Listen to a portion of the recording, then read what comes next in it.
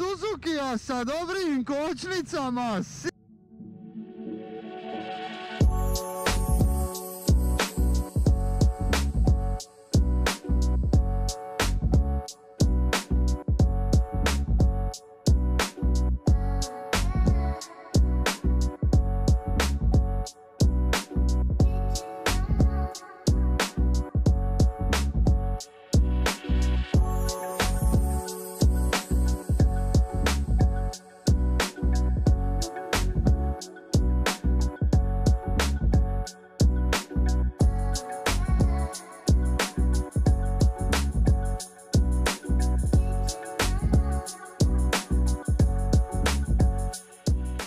Dobar vam pozdrav svima, dobrodošli na još jednu recenziju.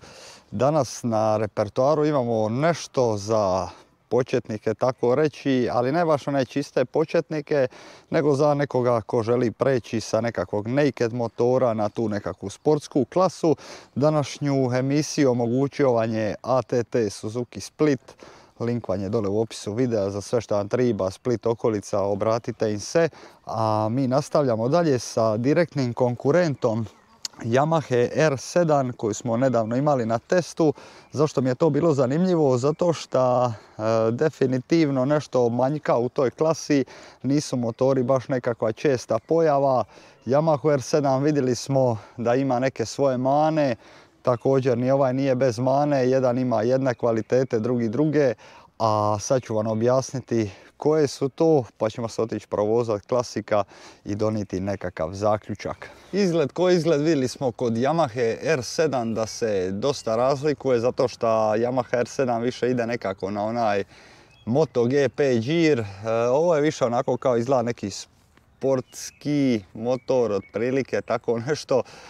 Meni izgleda dosta dobro. Naravno ono što po meni fali to su još 2 cilindra, ali to je takva sad era motora gdje sad imamo te dvocilindraše koji su jako popularni, šta zbog euronorme, šta zbog ostalih standarda. Vidim odmah na početku da ima veliki problem sa ovim prednjim krajem kao i Yamaha R7, što je dosta niska naprijed. Ja sam visok, tako da ne znam baš koliko će mi odgovarat, ali bar nema onih ružnih kabela na kokpitu. Što se tiče nekakve prve razlike, ovo je motor koji ima 83 konjske snage, 78 Nm okretnog momenta, ima 100 kubika više nego što je imala to naša Yamaha R7, dok Yamaha R7 ima okretni moment od 68 Nm, a konjskih snaga čak 9 manje nego ovaj motor. Znači odmah tu vidimo razliku u snazi, nekako možda slađa će biti Yamaha R7 zbog crossplane mašine, iako baš me zanima što je Suzuki ovdje pripremio što se tiče samog segmenta ovoga nekako kao sporta na 2 cilindra. Dobra skala za nekoga ko želi preći na sportski motor, zašto ne, ovo je vrhunski za naučit se i za prilagoditi se uopće na taj stil. Ono što ste vidjeli u početku, volan je dosta čudan, nekako je touring i ja vjerojatno izgledam i smiješno na ovome. Šova ovjes, dimenzije guma naprijed 120, straga 180, dolazi sa Dunlop gumama. Ovdje imamo šova ovjes, polupodesivi kao i kod Yamaha R7, znači manje više sve isto, osim što ovdje dobijate quick shifter, mape vožnje, to jest modove vožnje, traction control i tako dalje, tako reći dosta više opreme, a cijena nije toliko različita. Ono što se meni ne sviđa na prvu, nizak prednji kraj, ali motor kad je parkiran izgleda stvarno opako. Dok mu ne vidite ovu avionsku pistu od nosača tablice, naravno tu je štop svjetlo na kraju ovoga. Ovo izgleda jako ružno. Ovdje može Boeing 747 sletit na ovo. Prednje svjetlo izgleda isto kao i na GX-u, to mi izgleda zanimljivo. Vjerojatno će imati isti problem kao i GX sa onim cut outom, dakle da vam se prereže prednje svjetlo, to mi se onda nije svidjelo, ne vjerujem ni da će ovdje, ali po obliku svjetla pari mi se da to sve isto izgleda. Što se tiče ovoga dijela, također katastrofa kao i u Yamaha R7 ova štapina. Međutim, štapina ima quick shifter tvornički za razliku od Yamaha R7. Ono što mi je bolje nego na Yamaha R7 je kvaliteta plastika, znači finish boja. sve skupa mi je stvarno izgleda na oko dosta kvalitetnije nego što je to bilo na Yamaha R7, visina sjedišta 800... Di si? Hej! A taj? Malen Čukić. Visina sjedišta 810 mm, kad stanete ovako u sportski položaj, ovdje je sve u redu, ali onda gornji dio vam govori da nekako sjedite uspravno, neutralno i samim tim je nekako čudna ergonomija. Rezervar je dosta uzak, ali nekako ide cilj u širinu naprijed. Prednji kraj užasno nizak, sa 81 cm moće ga vozi niža osoba bez problema. Pogledajte ovdje kut noge, tako da za niže vozače top. Jer ne možete zamisliti da ovako sjedim na ovome motoru, mislim osjećam se ko najveći kreten, nekako mi se baš pari mali. Za mene od 190 mislim da ovaj motor jednostavno nije, jer ću vjerojatno trpiti i dosta vjetra u prsa. A ja bi više prestao s pričom, idemo se malo provozati.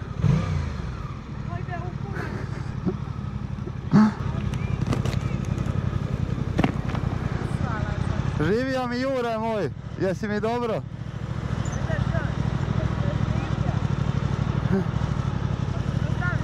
Hoću. Hoćeš stati u Verone pikao?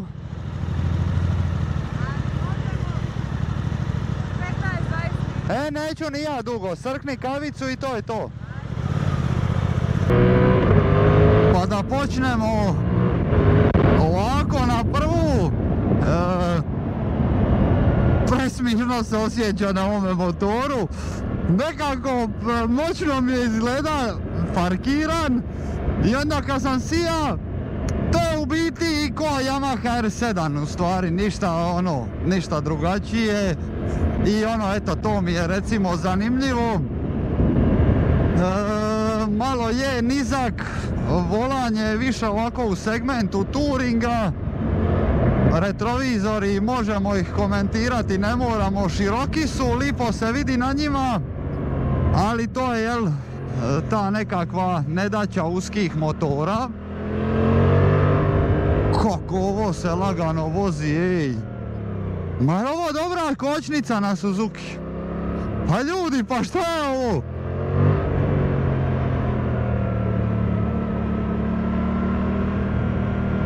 Pasti srca ko da vozi 125 kubi, ej! Zanimljivo, neočekivano. Sad već previše puše.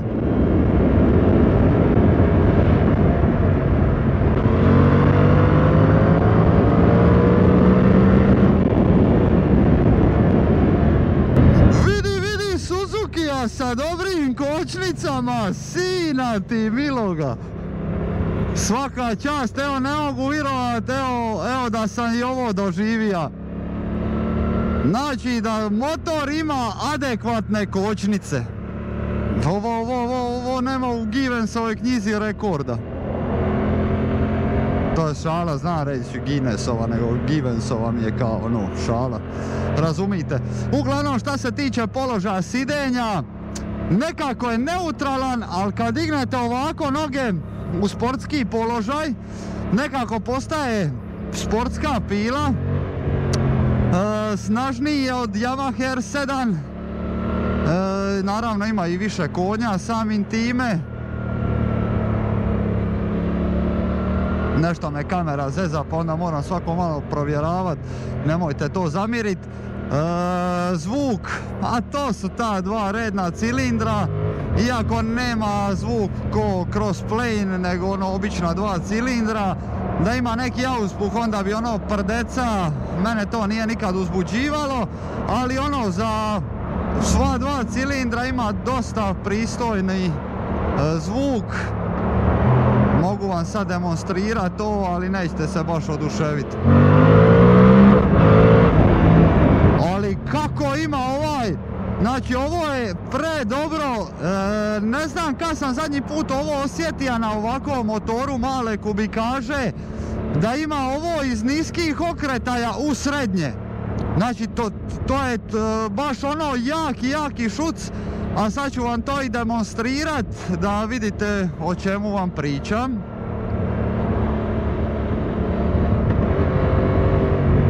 Evo ga, sad je na 5000. Quick shifter radi dobro, čak bolje nego na onome Suzuki u GX-u. I naravno ovdje je quick shifter tvornički.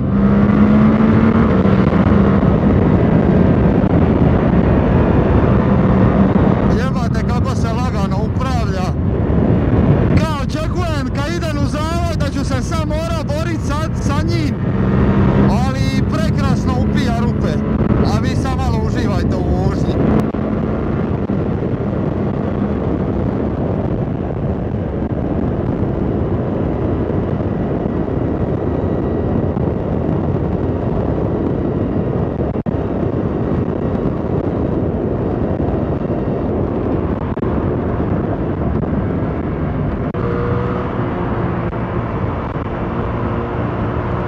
Mjenjač nije baš najprecizniji, malo ono krut, ali quick shifter radi bolje nego onaj iljadarka GX.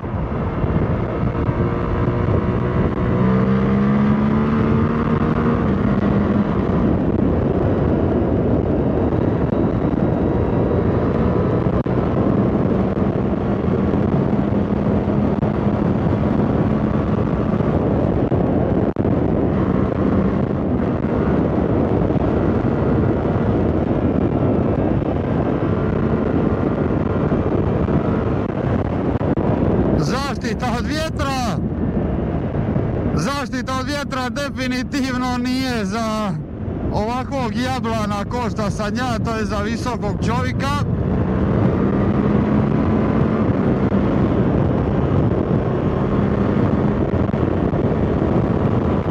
Prekrasno.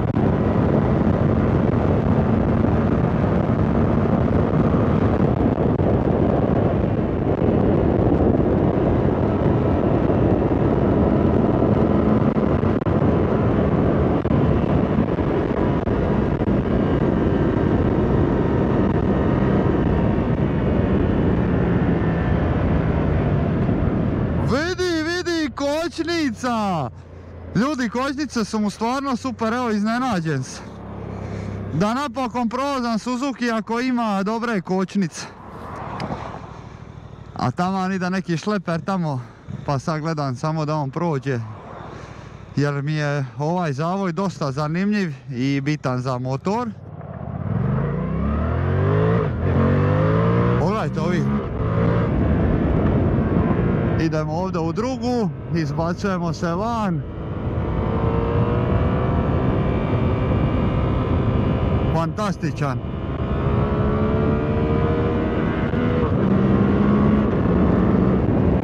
Znači ima stvarno ovaj prekrasan odaziv na gas.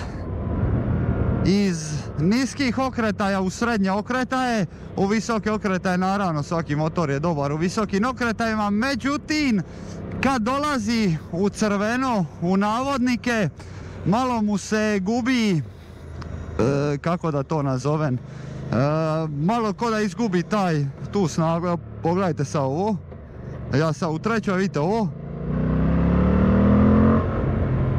vidite ovo su. Stvarno ga lipo ono povuče i to mi se sviđa. Mjenjač je također i glasan, osim što je malo ono tvrdnjikav, ali dosta lijep, kompaktan, strašno agilan, parivan se ko da sidite, ne znam, na Tomusu.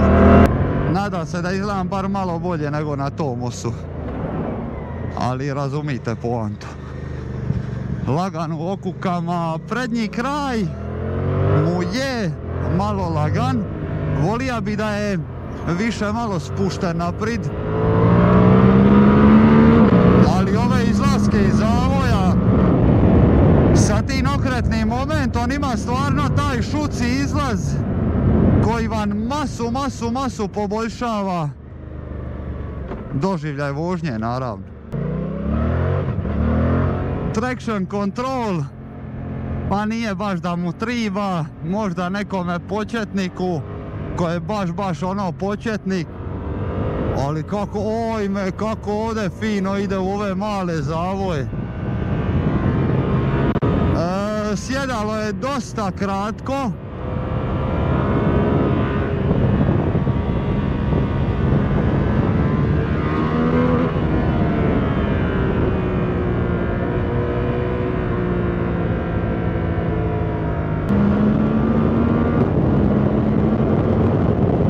Zaštita od vjetra, ponavljam, nije baš naj. Ovjes poluje podesiv, to mi je minus, ali bez obzira što je polu podesiv, i dalje se on super ponaša za ove urbane sredine. Ojme, kako je ovo dobro. Fantastično on ovo odrađuje. Izlaz iz okuke fantastičan. Quick shifter.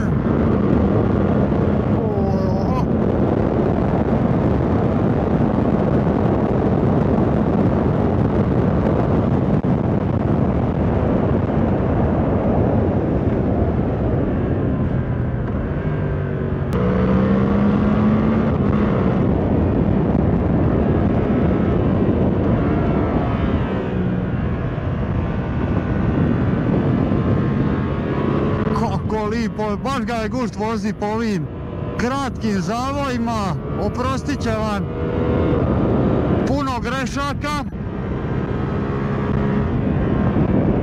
tako da nemate šta nego se opustiti.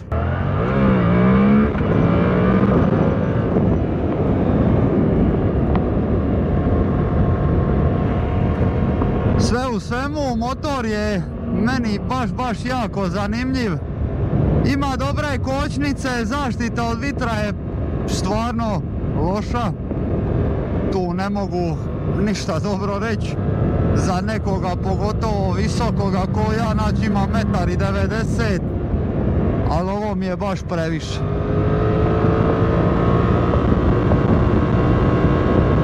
Ali ide u zavoje, stvarno muški.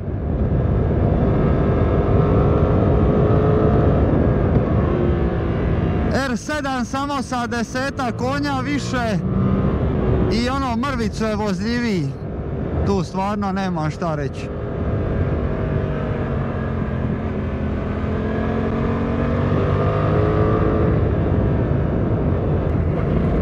Cijena je pinkicu veća nego na Yamaha R7, tako da dobijete i quick shifter i ovdje imate te modove vožnje, imate i traction control, iako po meni to ne triba, ali ono dosta je napredniji motor nego što je to R7. Naravno na R7 možete te stvari ugraditi, ali onda opet bude preskup.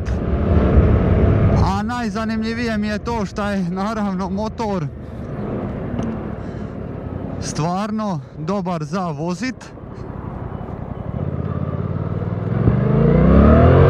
I finiš plastika i svega toga skupa nije loš. Očekivao sam čak da će biti lošije, ali je ono stvarno dosta fin. Oprostit će vam puno grešaka ako ste početnik.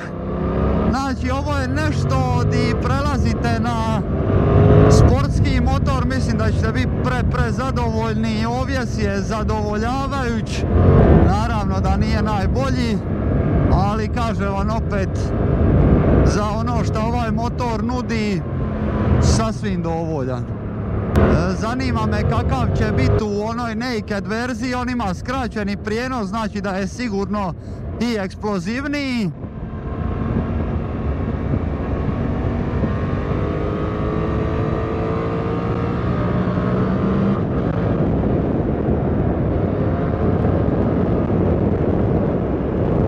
Na velikoj brzini se trija baš evo ovako naget dosta naprijed da bi izbjega vjetar, ali se osjećam ko idiot kad ovako sidi na motoru. Mislim da su pogodili dobar motor, najviše zbog njegovih kočnica koje su stvarno top za cilindra Suzukija, nije to baš sad nešto naj, ali su stvarno dobre, lipo su pogođene, tako da tu se ja nemam šta žalit. I još jedna bitna stvar, kad smo već ovdje, sad me baš zanima, otiću sad ovdje u garažu u mrak. Izgled on ima isto svitlo ko i GX i zato me baš zanima kako će se njemu pokazati svitlo, će li i dalje biti ono oštro otkinuto.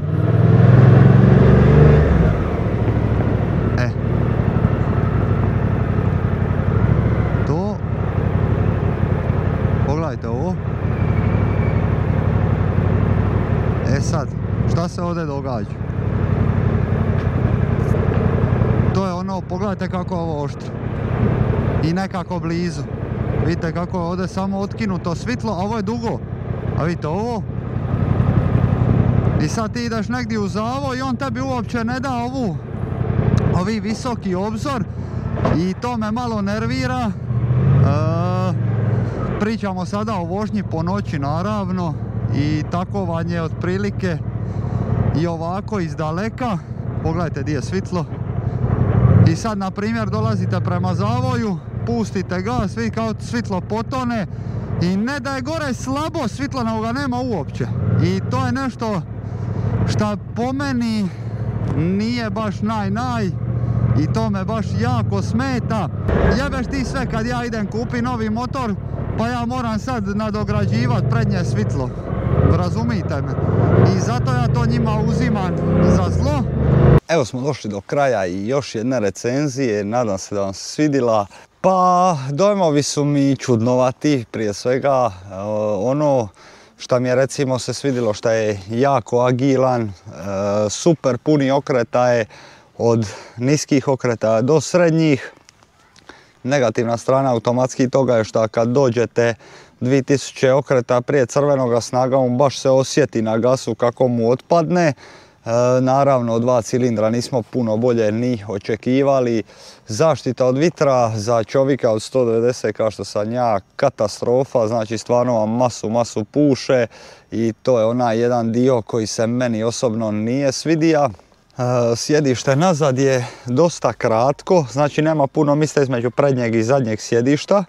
Osim ako se nećete ono baš naguzit ko na stazi i onda mi nekako, ne znam, super je meni koji sam dosta mršav pa mogu sis na taj sic, međutim neko ko je malo deblji i veći neće baš biti oduševljen jer ono ne možeš mijenjati poziciju sidenja nego di si sija, to je to, znači nema ni naprijed ni nazad. To mi je jedan mali nedostatak. Svjetlo vidjeli ste u mraku, kao i kod onoga GX-a, katastrofa. Zašto me to nervira? Zato što očekuješ kad ideš kupiti novi motor da sad ti moraš mislit se za svitla navečer. To mi jednostavno ono ne ide mi baš u glavu. To je možda meni najveći razlog zašto ovaj motor neće dobiti izvrsnu ocjenu. Dalje, što se tiče samog ovjesa, fantastičan, mekan, upija rupe i čak kad se brzo vozite je ok, prednji kraj, mrvicu je lagan, ali mi se čini puno stabilniji nego što je to Yamaha R7 na velikoj brzini. Jak oštar, precizan po okukama, kad bi me sad pitali bili uzeo ovo ili R7, najviše radi ove vanjske kvalitete bi izabrao ovoga, iako ovaj ima ovi ružni rep nazad, znači ono sve ima svoje pluseve i minuse.